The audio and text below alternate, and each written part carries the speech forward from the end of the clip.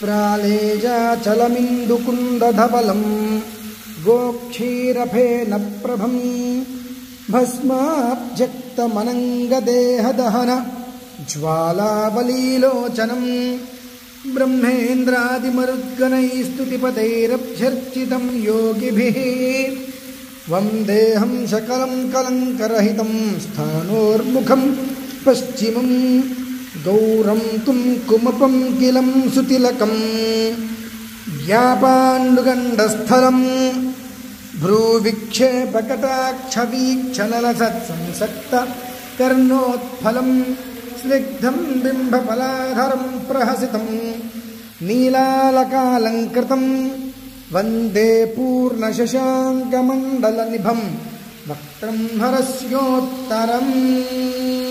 ॐ नमः शिवाय शिवाय गुरवे नमः।